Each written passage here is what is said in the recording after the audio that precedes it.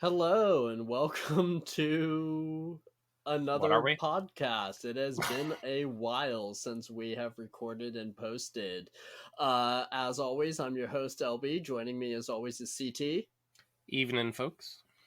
So yeah, it's been a little while since we've posted a new episode. The state of the channel is that we haven't given up on podcasting. It's just that real life has been a beast lately, and I just haven't had the time to sit down and edit episodes and get them posted. I promise next year, 2022, we are going to get back into a regular swing of things once the holidays are done. Until then, I appreciate those of you who have stuck around and are still listening to us, even though we are posting so sporadically at the moment. But yeah, since it has been a while, how have you been, CT? It's been a while, and I watched have been anything good lately? okay, but I disagree with this vicious lie that you're saying it's 2022, because surely we are just getting to 2021. I mean, it wouldn't be like a whole year just disappeared into some pandemic related wormhole, right? Well, I mean, we have the new Matrix movie coming out now, which isn't the whole point of that the our reality is just one big glitch. I, I guess so. It certainly seems more and more like that every day. And me commenting on weird things, saying, glitch in the Matrix has definitely become a lot more prominent in recent years. So I suppose we're there. Even when I feel a bit of normalcy and get to go out to like a movie theater and see something, I'm occasionally reminded of, the various time skips. For instance, I went to the Ghostbusters movie, and when I was watching a scene where they were talking about years and discussing naming all of them, and the this year and the 1984, the year of the first Ghostbusters movie, then on the wall there's 2021, but they didn't announce the year, and I'm like, oh, they totally said 2020, but they just visually updated the number and decided to not ADR that line. I was like, damn it. And I just watched The King's Man in theaters, which I remember definitely, being something that was coming up right before COVID settled in. So it Is all that feels like a one big wormy mess. is the Kingsman related to the Kingsman movies that have been coming out over the last couple of years, or is it something Yes, different? it is a direct prequel. It is about the establishment of the organization. So it's all World War I based, and coming out, and the big bads are people like Rasputin and Lenin and stuff like that. It's pretty great. It's more Matthew Okay. Vaughn. It is precisely as ridiculous as you think it'll be. So That's awesome. I really enjoyed the first two movies of that franchise. So, yeah, I wasn't 100% on if it was related or not. So, that's the reason why I haven't, like gone out of my way to seek it out or anything. But yeah, no, now that I absolutely, know that it's related, and I definitely and want to I'm watch it. I'm pretty sure you'll love it. Hey, we could spin. Let's start a podcast entirely about non-weeb related stuff. I have enough trouble keeping up with our weeb casts. Surely, surely that is the case. So, Have you watched any good anime lately? I mean, there is a little thing that we're gonna talk about now, but uh, of some of the seasonal stuff, I've never been keeping up as much as in recent years lately, but I've been waiting for Komi-san to be anime for a long time because that's one of my favorite weekly manga reads. Have I gone back and caught anything? I've been with another set of folks who are doing the quote unquote book club format. I had started with them rewatching Bakemonogatari, and then with someone else, I've been continuing through and just finished Nise Monogatari, and I'm having a very satisfying time redoing the Monogats. Uh, Randomly watching through Ranma after there's no more Rinne to watch. I'm like, I shall watch Ranma one half now. So I've been hopping around the landscape and keeping up with a few seasonals, but nothing truly terribly exciting. What's the last one I could? What was the last one we just got a movie? Oh yeah, shit. They and it'll come up in mention in part here. Backcross Plus just had that theater release. They basically they just stitch all of the OVAs together, but it got a quiet little theater run, and that was good. I haven't watched the various Ghibli fests. I haven't really had the time and don't want to go out a lot. And every Ghibli movie I've seen an awful lot in the theaters. So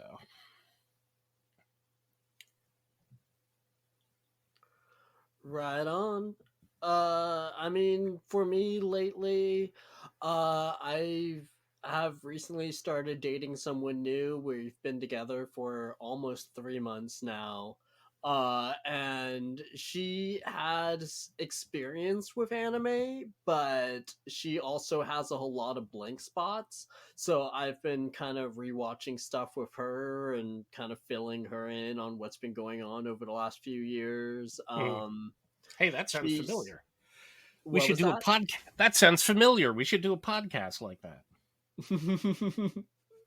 She's a little too experienced for that Ah, I see. podcast. She has been shown plenty of weird, random stuff over the years. She just needs a recent refresher. But yeah, I mean, we've been rewatching a bunch of stuff. She's really enjoying Space Brothers. Excellent. Yes, she just got through Hibito's big arc. Glorious. So yeah, so that's been a lot of fun lately, and that's basically been taking up a lot of my time lately. I've been watching a few seasonals here and there. There's some good stuff that's been coming out this year. We should maybe do a best of, maybe, Yeah, but we yeah. can talk about that. We don't have to do one of the year things again necessarily, but sort of a catch up mini cast wouldn't be bad. Yeah, yeah, that'd be fun. But all right, then we've been going on for about 10 minutes now. We should probably get to our main topic. Nah. Main topic for this particular podcast is we are talking about the Satoshi Kon movie Tokyo Godfathers. 'Tis the season. Indeed. So, all right, for those who haven't watched it before, CT, you're a much bigger fan of this movie. You have seen it multiple times over. Give us a brief rundown of what this movie is about. It is indeed. Uh, you know, I managed to find a Christmas movie that suited the tendencies of a lapsed reform Jewish atheist, which is about 50% of reformed Jews anyway. And it's like, I still need a Christmas movie, and this one fit the bill right in. I guess.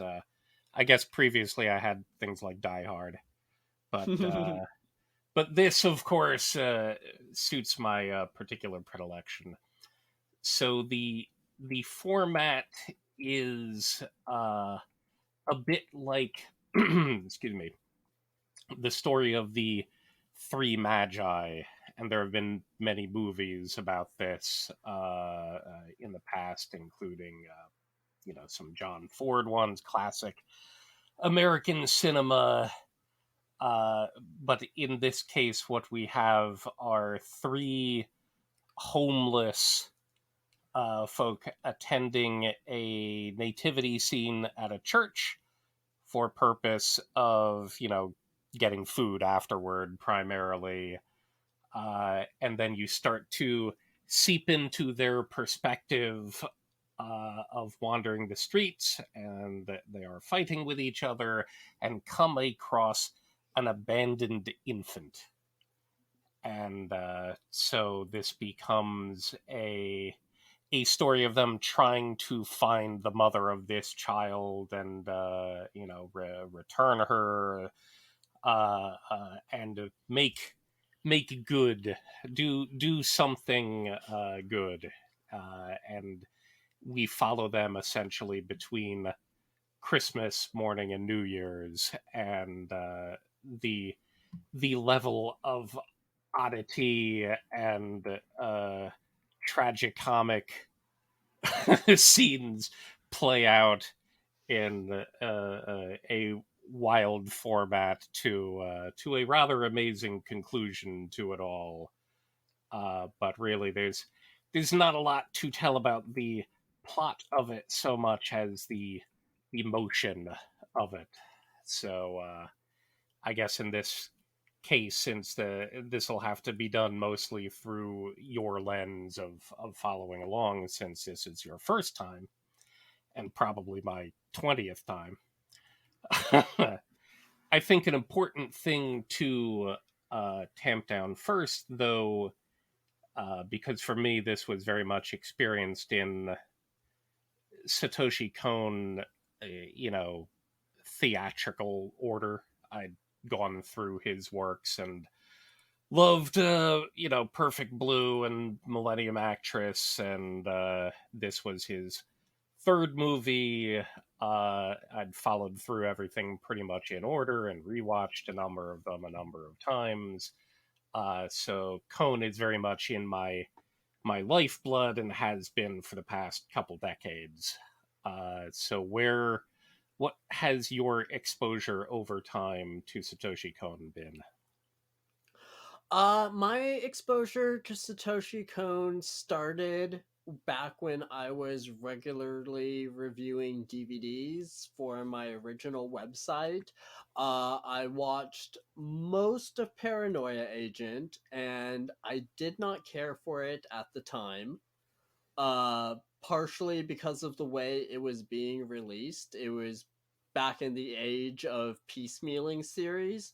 Sure. So I watched like the first 4 episodes, and then I took a 1 or 2 month break, watched the Eh, second set of episodes, took a 1 or 2 month break, and kind of fell off the wagon at some point. I just wasn't caring for it at the time.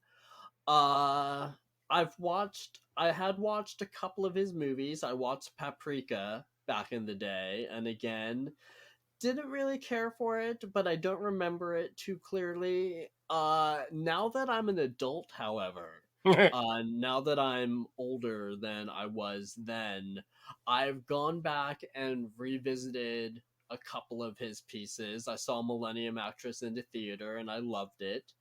I have not watched a whole lot of his other works lately.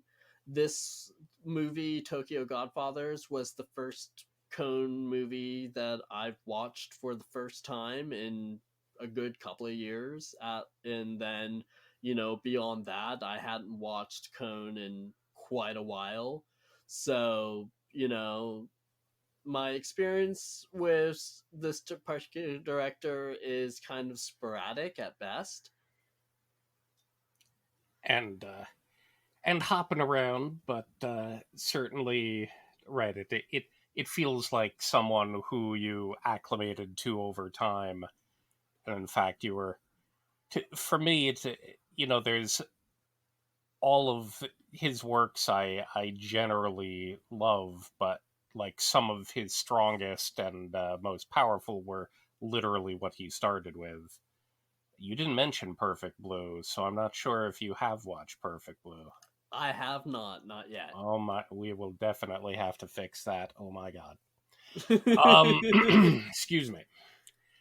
So the I guess the usual follow-up then, from either reputation or other things, what did you know about Tokyo Godfathers prior to going in, and how did you think it might be, might fit within his oeuvre and general handling, since you kind of came in with Paranoia Agent, and his movie immediately prior was Millennium Actress. What did you think Tokyo Godfathers was going to be? Um, from based on what I knew about it, I knew the general gist of the story. I knew that it was about three homeless people who find an abandoned baby, and that was about the extent of what I knew about it. I didn't know a whole lot more. I wasn't sure about the aesthetic of it. I wasn't sure if it was going to be more cerebral or if it was going to be more grounded. I was pleased to see that it was a little more grounded of an approach, rather than something that's more cerebral like Paranoia Agent or a lot of his other works were. So I appreciated that. I appreciate that it was a more grounded story. The funny thing is that sounds like there's a but at the end of it. So I suppose let's just dive right in here then. From the basic setup of it, what did you feel about the introductions of each of the characters and the situation prior to the setup of the baby who Hana will name Kyoko, who will be the name of literally a dozen other people in this movie, approximately. Yeah. The first act, where everything was set up and everyone was introduced, I thought was a solid introduction. I thought that it moved at a really good pace and it set up things and got the ball moving really quickly. Um, so yeah, that first act was decent, and I enjoyed it. Um, but See, here it is. I I definitely need to ask because I'm really curious about this. Overall, I enjoyed this movie. I thought that it was good. I thought it was well done. Um, and I enjoyed it for the most part.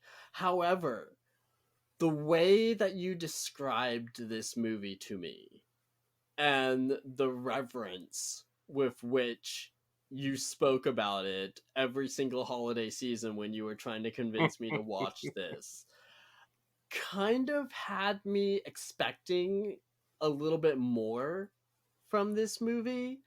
And so I'm really kind of just curious, just, you know, putting it all out on the table. What were you hoping that I would take away from this movie? What were you kind of hoping would be my reaction? Was there anything in particular that you were hoping that I would resonate with, or just was it no, the nothing. overall presentation, or was there anything in particular that you were hoping that that would stick out to me? I'm kind of just curious about this. There's nothing in particular. This sits in a place that I find interesting because a lot, when you grow up uh, Jewish with your handful of other people maybe in class who have been, there is a lot of the Christmas holiday joy and spirit that just kind of feels like it's spitting on you a lot of the time. So the fact that Miyuki is literally spitting on the people down below in the very first scene below a billboard of an angel crying is amusing to me.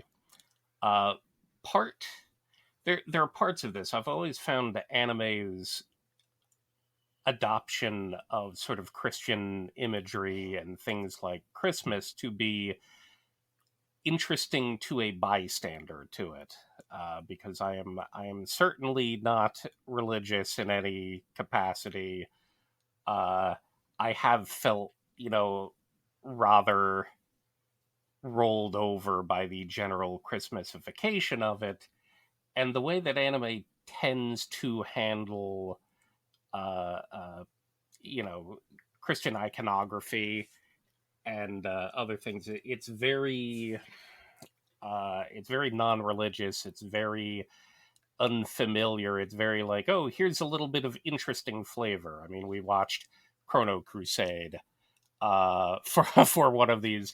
How much did that have to do with anything? When Evangelion or Full Metal Alchemist whips out things, they pull in a flavor of something, but it does not have any particular reverence for the religion, for the culture in general.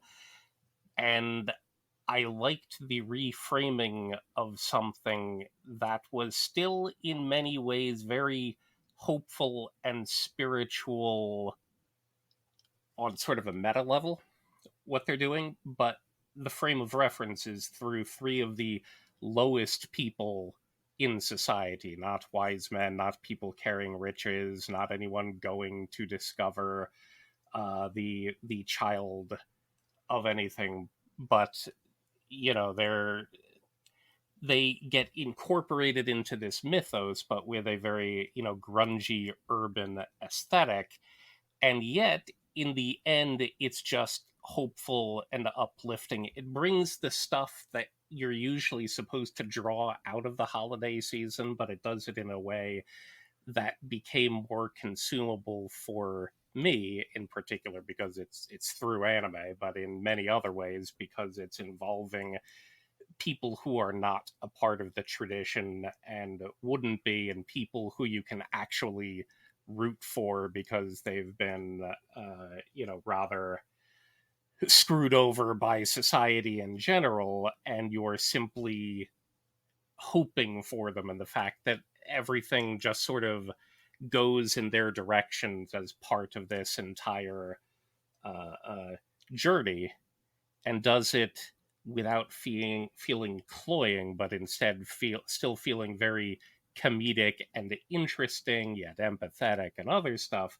It packages Christmas in a way that I can find uh, uh, digestible, whereas for the most part, it hasn't been for me. There's no specific part of it that I was hoping would resonate, but I just feel like the overall did the did its particular take on hope and spirituality resonate in a way because it's through a much more modern lens and a non-religious lens, even though Hana comes across as very rather religiously spiritual, although much more universalist, even though she's the only one who's in rapt attention during the nativity scene at the very beginning.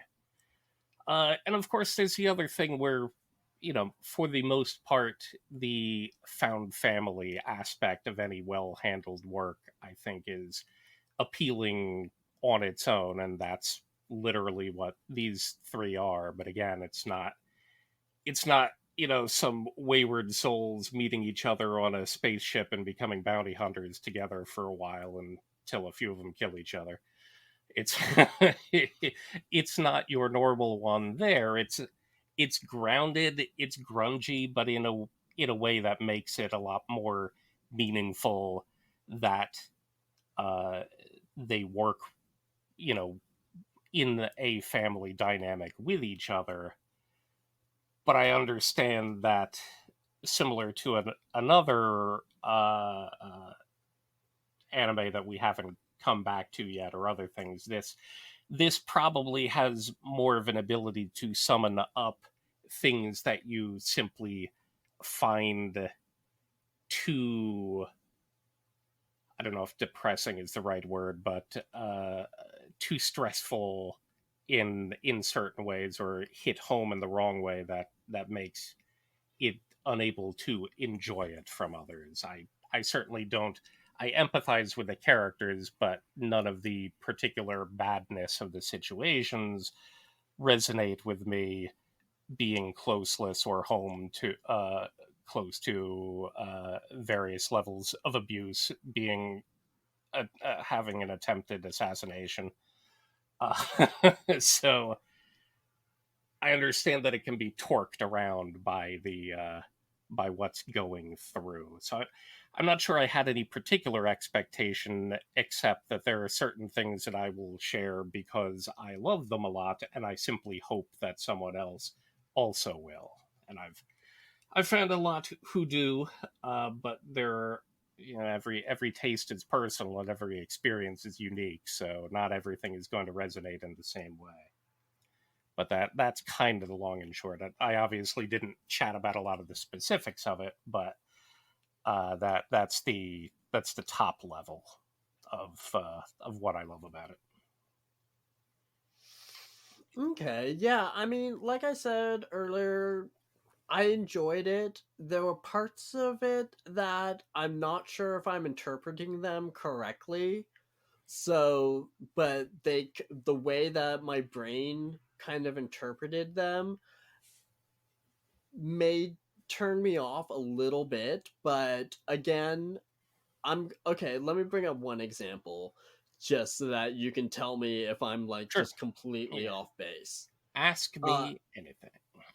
so in the second act of the movie where they're making their way towards, trying to find the rightful mother of this newborn child, along the way they get help from people, and it's people that, like with Hana, for example, it was her old club, and she had an incident there and just couldn't face the people there anymore, and that's the reason why she was homeless. The young girl, you know stabbed her father over, a big misunderstanding, and that's why she couldn't go back. And then the older guy with King. them, yeah, you'll have to excuse me for not remembering names. um he, had his baggage that he was carrying, that he couldn't go back to face his family because of that. And the way that my brain interpreted this, and again, I openly admit that I may be way off base and maybe interpreting this incorrectly, but it felt like the way the movie was treating those situations was, it was kind of glossing it over in a way of saying that, yes, these people have homes that they could go to if they choose to, but they have their own emotional baggage, and that's the only thing keeping them on the streets. And that didn't gel in my head. It didn't sit right with me. And again, tell me if I'm way off base there. Uh, well, we can certainly go through. I think Hana's is probably the hardest one because she did effectively, at the club, she did have a her own found family at the time, but she brought them trouble potentially.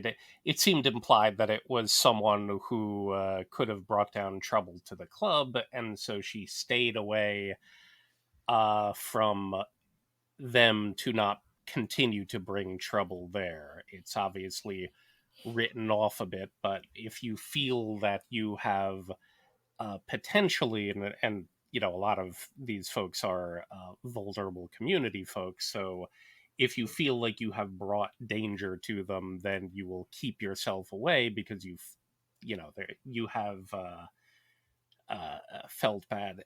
For a time, Hana and Ken were able to maintain being a couple, but he died. So at that point, you have to assume that there's also a lot of depression and self-loathing that will reinforce it. So once Hana can no longer support, the apartment or other things that she could with Ken, she'll become homeless and won't go back to Mother, to the club, to the place the only other place that she had any support, simply because, at that point, there's probably going to be psychologically a rather self-destructive cycle going on anyway, but there's still the seed event. Why did she leave doing what she loved? Well, she brought potentially danger to them.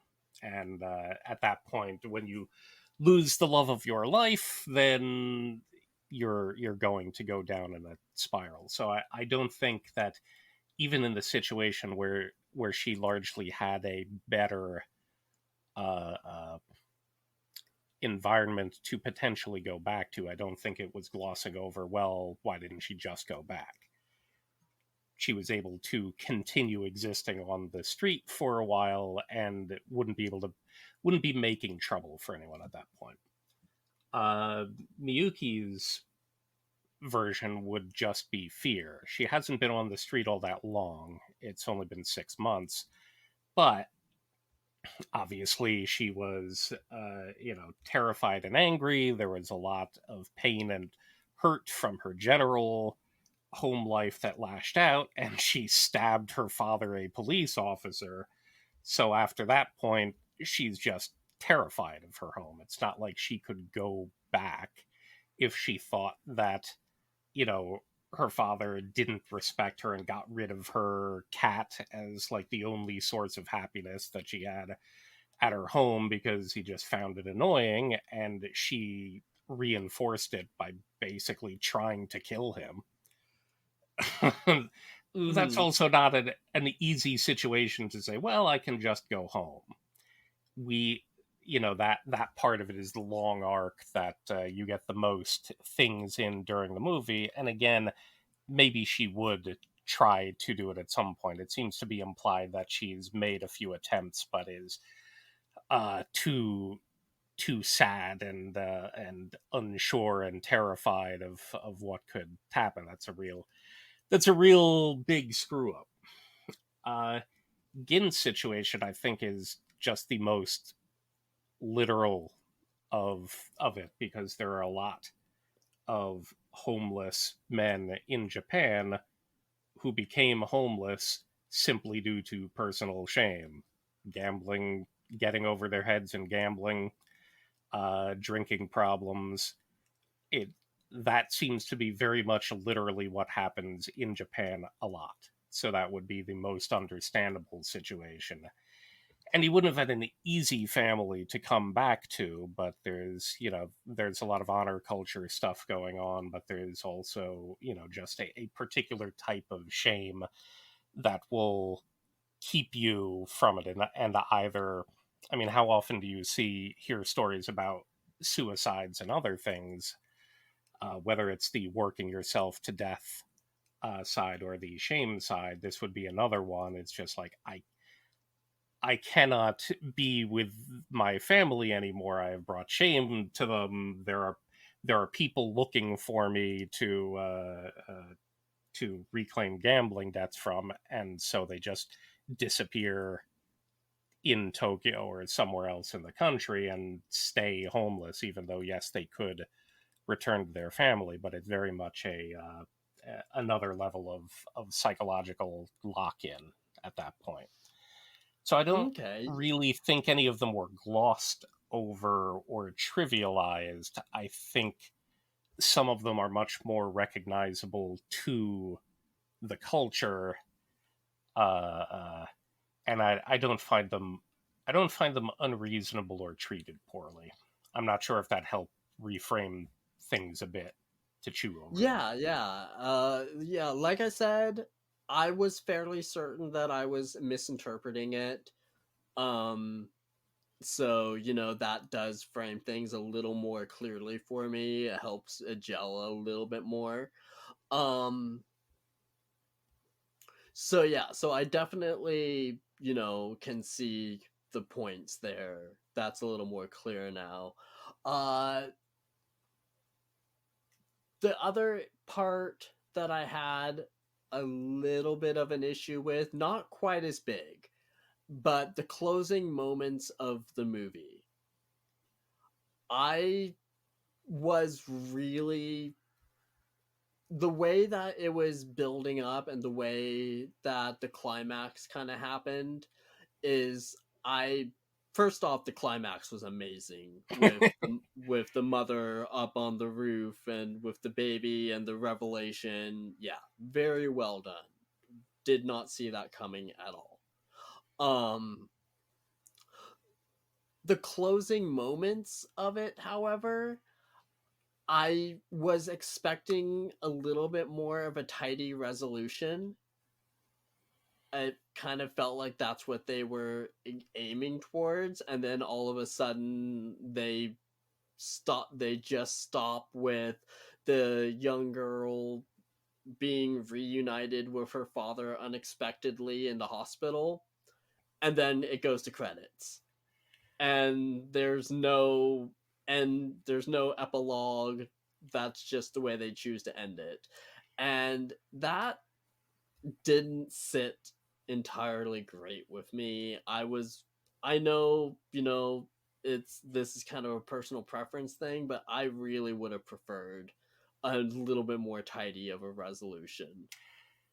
There's possibly something that you missed, and it's probably easy to miss for a first time talking, but to bring through things, you have you have the situation with all three of them together and trying to help Kyoko get back to her mother, and they go and meet up with Sachiko there. But when you have Gin split off saying, screw this, I didn't want to have anything to do with this anyway, and Gin kind of gives up at the time, and Hana takes off looking for Miyuki, and so they're split for a period of time, and you have the scenes where Gin finds the old man who's basically, the vision of future or present. So that's Gin's ultimate destiny, as it Uh-huh. were, if he doesn't figure things out. And so when he decides to help the old man and stay with the old man, when the kids beat him up, but uh he fights to reclaim the money that he'd been saving. He still helps the old man, and the old man hands him a bag with his belongings and says the kind of conspiratorial, I need you to take this and hide it, because there will be danger if people find out who I am. And it's just kind of, a weird little crazy man line at the end. But he was there so that the old man didn't die freezing alone. He died happy and warm and drunk. So as hopefully will we all. Uh, but so you advance forward to another scene where they're at the hospital after Hana has collapsed, and Gin is able to pay for her treatment. But while they're in the lobby, there is some just background scenes talking about things. A rare line of ones winning a lottery, like a payout of 200 million yen or something like that. So actual serious things. But you have, as part of that scene where Gin, because he fought for his money, is able to pay for Hana's treatment, and after he's willing to let that money go, which he was saving for his daughter, he's to help Hana. Then he meets his daughter face to face, and Hana gets to pull off the old red ogre, blue ogre scene, which I know from many animes, including Yeah. ReZero most recently, Onemonogatari. That gets played out a lot. But so there's connection between the two of them. Gin is not gonna have to do with his ex, but he wants some kind of connection with his daughter, and you can see that that has a path forward. So it's not like Gin has no resolution. But as part of this, when we go to the other hospital at the end after the amazing landing, there's one thing that happens while they're moving around. Hana's complaining about being in the men's ward next to Gin, so there's a little bit of kicking at her right at the very end, even still. But Miyuki puts Gin's coat away, and the old man's bag falls to the ground, and you see that he has the winning lottery ticket of 1111111. So just prior to the actual parents who want these three to be godfathers to their or godparents to their child, and Miyuki, who's about to be face to face reunited with her father, there's also the fact that they have essentially been rewarded with a way out for all of them.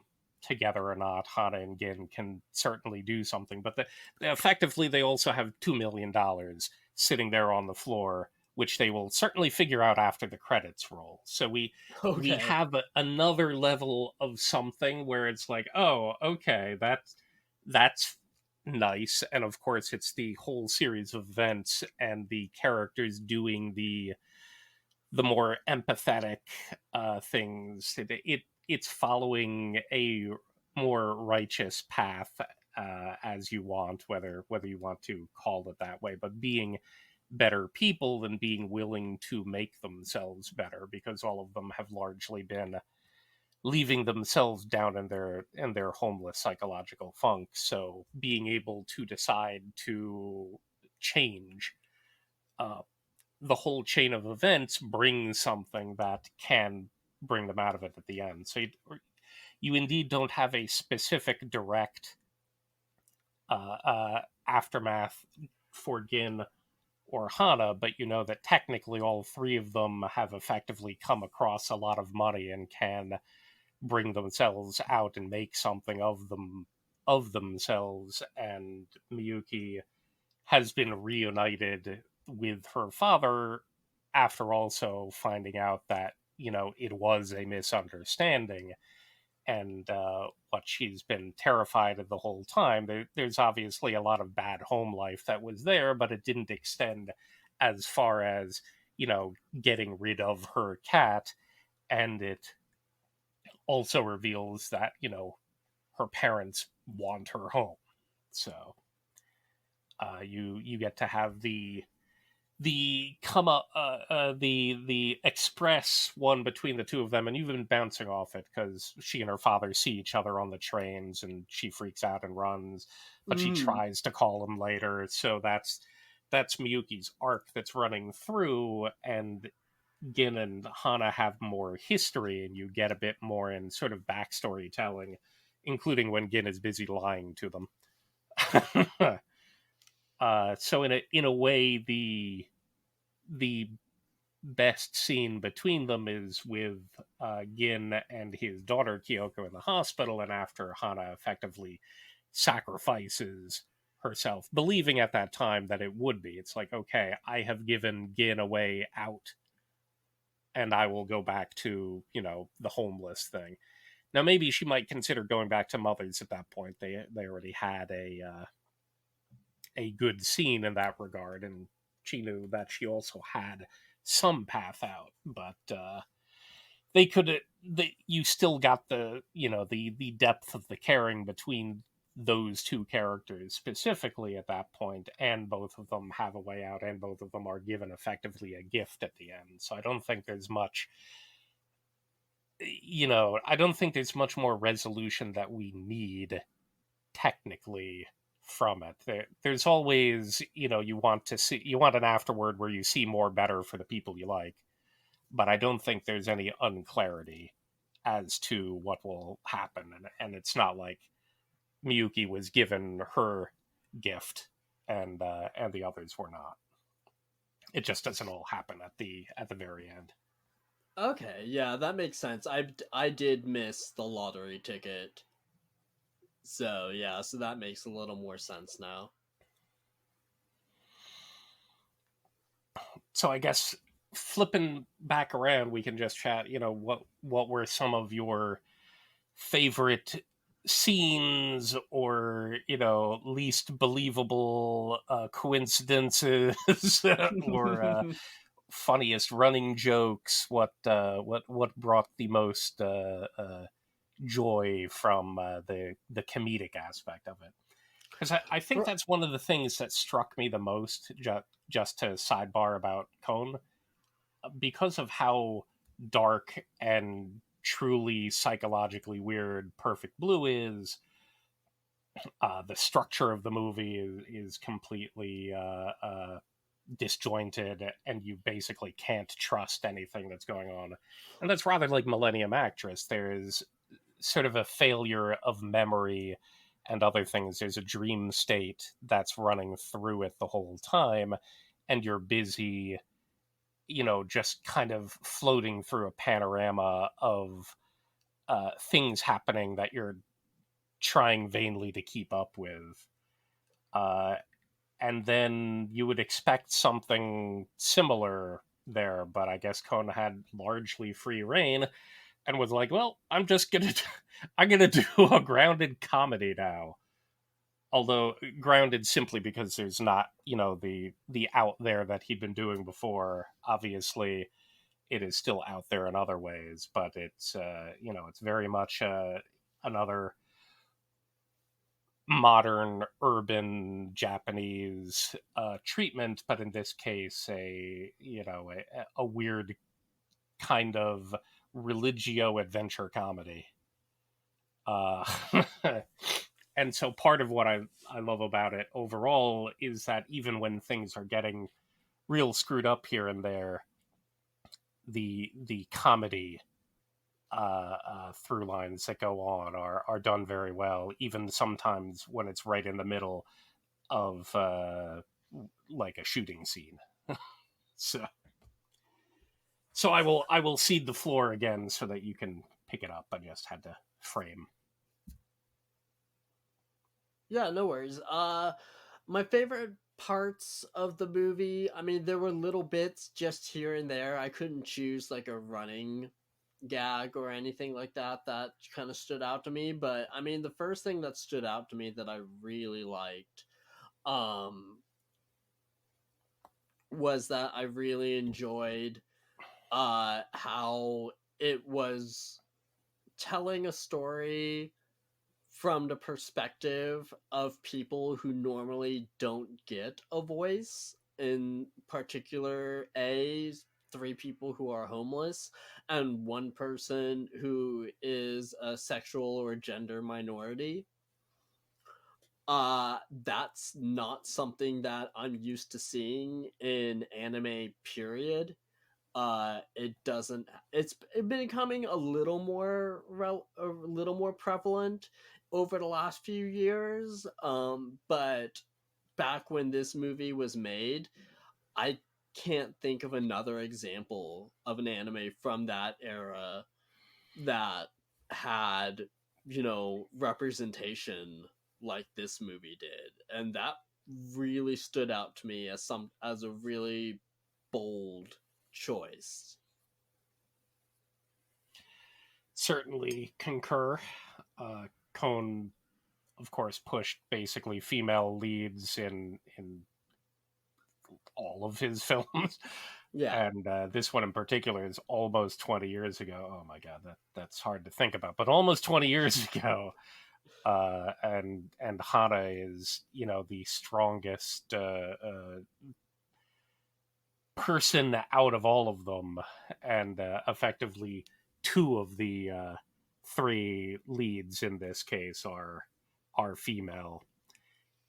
Although I guess at the time, I'm trying to remember now, that it's probably interesting to see how the subtitles have been translating certain lines over time, dealing with Hana. But she's quite explicitly trans at that point, and that's almost one of the first jokes as she's getting knocked down even by Gin and even by Miyuki. But while they're online waiting for the food, and one of the ladies is just ladling them out, and Hana was wishing for a Christmas miracle that God would grant her a child. So, still talking about the nativity scene.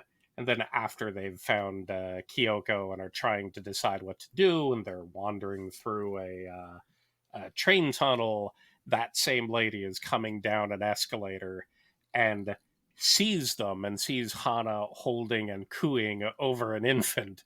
And she's like, it is a miracle. And definitely one of the earlier funnier bits to me. Yeah, and then if I had to choose like a favorite scene from or sequence from throughout the entire movie, it would be in the third act when Jin or Gin is chasing after the truck on the bicycle. That whole sequence there when he was chasing down the truck and trying to get it to stop was amazing to me. I thought it looked really good. I thought it was really just well done in general. The emotion was certainly there, especially with the revelation of the mother to begin with. Right. It Yeah. starts off by basically him pantomiming that Sachiko is not the real mother, and then they're like, Hmm. everyone's going like, job well done, to oh crap, and then they go Yeah. dashing off in the city, and the literal lights of the city and babies crying are leading them back to Sachiko.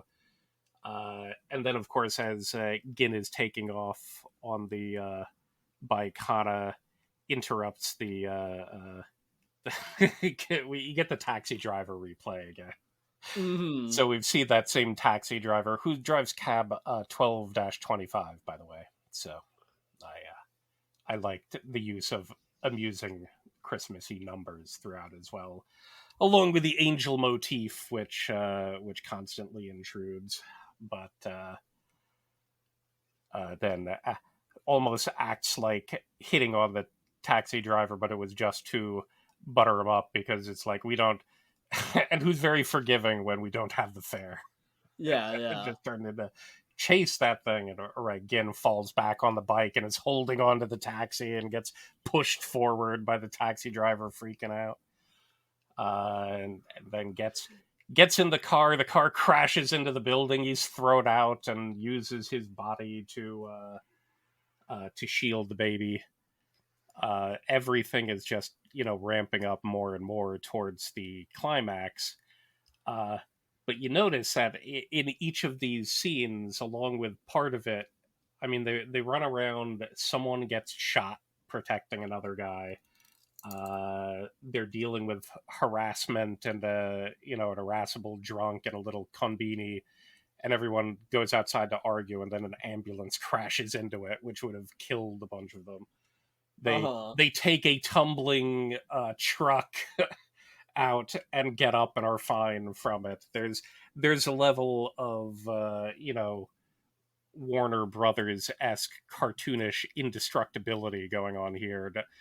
Probably the only cone work in which no one dies through violence in this case, or Hmm. some crazy act. Sachiko, the only one who does die is the old man, but peacefully, and as part of you know giving sort of a rebirth to Gin in some ways. So yes, the weird action scenes that go on, that's it feels very there's a there's a lot of it that comes across kind of Three Stooges esque, and Keystone Cops esque in it, and serves the comedy well.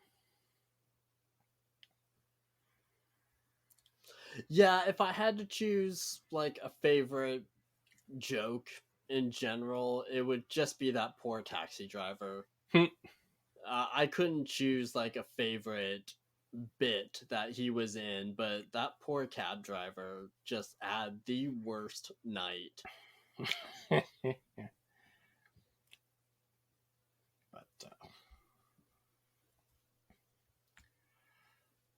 so I guess who did you feel the most for or the worst for of the not just our main folks, but of the extended cast, because all of them are in various levels of messed up. Our main cast, of course, is some things are faults of their own, but much of it is society and circumstance, and they're obviously in the worst condition of everyone there. But you run across Sachiko and her husband and everything. There's a whole lot of grime in this city that you travel through the whole time.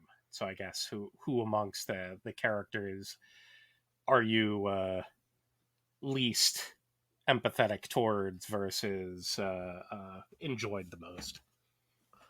Um,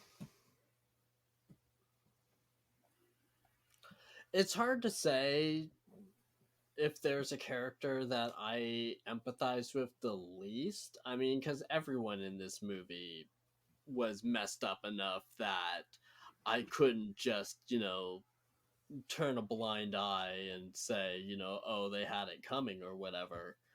Um, there's just no way I could do that to anybody in the movie, really. In terms of who I enjoyed the most or who I felt the most empathy for, um, I'd say probably Hana.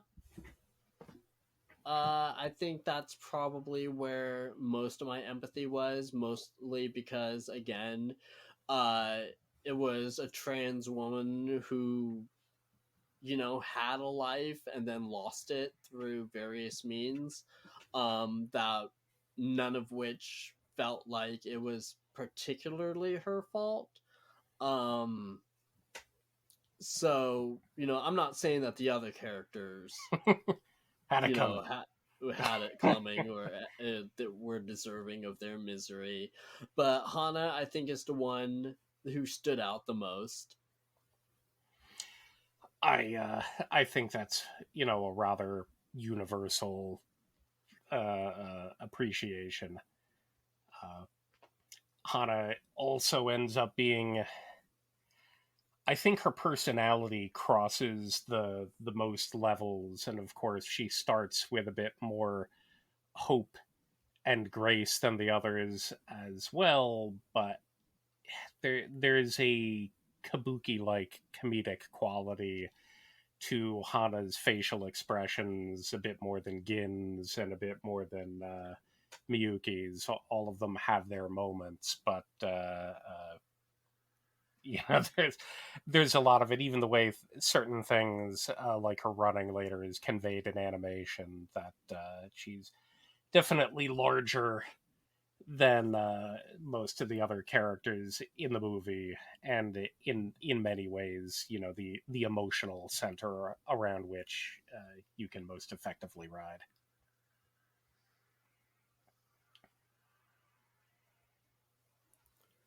Did you have any other points that you wanted to discuss or bring up, or was there anything else that you wanted to hear my thoughts on, or I'm not. I'm not sure. I mean, we can. I feel like this is something that I would like to experiment with you. I don't know uh, how desirous you would be to rewatch this either ever or at some point, but I think this would be an interesting thing to rewatch at another season and see, you know, what has changed since the first time. We've never tested a rewatch. We all rewatch our own things when we're doing Expanding Horizons, but not really so much something together and re-experiencing something we did on cast once and then doing it again to see if it would change. But I might like to attempt to experiment that with you at some point, but we'll discuss that down the line. Uh, okay? I think the only other thing that I would like to do is give a shout out to the screenplay writer. Cohn did a lot of the writing and, of course, did a lot of the contributions, but the screenplay was done by Keiko Nobumoto, who just at the beginning of this month passed away. This month being December, provided this lands in December. Who she does not have a large body of work, but what she does have is kind of mind blowing. Because she was, for instance, head writer for Cowboy Bebop and Wolf's Rain. She was in Samurai Champloo and most recently Carol and Tuesday, so obviously has a fairly tight connection with Watanabe. But she also did Macross Plus, which I just was able to see in the theaters, and Tokyo Godfathers here. And I think for the most part that's an extraordinary set of things to tamp down under your name. And sadly, like Cohn himself, she is gone far too soon. She was only 57, so taken by cancer, as was he, which is as always a damn shame. But I felt that I should mention her as well. I kind of wished that I knew how the two of them interplayed for the most part, because I think it's an extraordinary work, certainly, between the both of them.